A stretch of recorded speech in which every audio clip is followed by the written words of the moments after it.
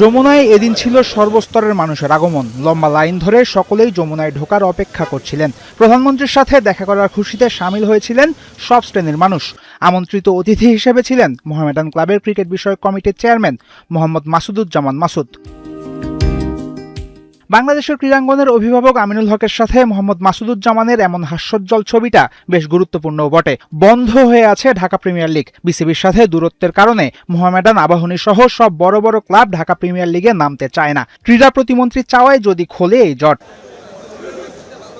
এদিকে প্রধানমন্ত্রীর সাথে দেখা করতে এসেছিলেন বাংলাদেশ ক্রিকেট বোর্ডের ভাইস প্রেসিডেন্ট সাখাওয়াত হোসেন। অবশ্য খুশির দিনে প্রধানমন্ত্রীর সাথে ক্রিকেট নিয়ে কোনো কথা বলবেন না বলেই জানিয়েছেন তিনি। আজকে এরকম কিছু না, আজকে শুধু শুভেচ্ছা বিনিময়, কারণ দীর্ঘদিন পরে আমরা ঈদের দিন মাননীয় প্রধানমন্ত্রীর সাথে দেখা করব। সো এটাই আর কি, আজকে অন্য কোনো বিষয়ে আলাপ নাই।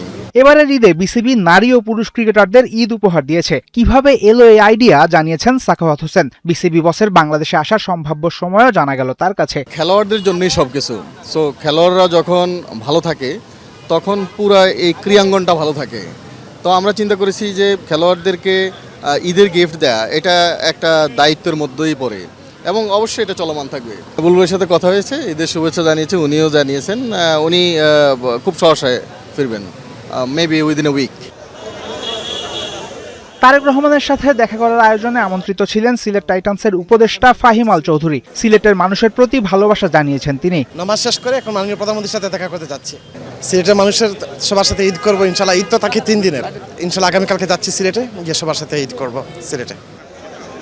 বাবা মার দারুণ ভক্ত হিসেবে সবার ভালোবাসা পাওয়া সমাজসেবী ঈদের এই পবিত্র দিনে সবার বাবা মার জন্য দোয়ার আমন্ত্রণও জানান। টুকরো টুকরো এই চিত্রগুলোই জানান দিয়েছে কতটা স্বতঃস্ফূর্তভাবে এদেশের মানুষ ঈদ পালন করছে। খেলাধুলার প্রতি এদেশের সরকার প্রধানের যে সুদৃষ্টি আছে সেটাও পরিষ্কার। ফয়সাল হাবিব, ৭১।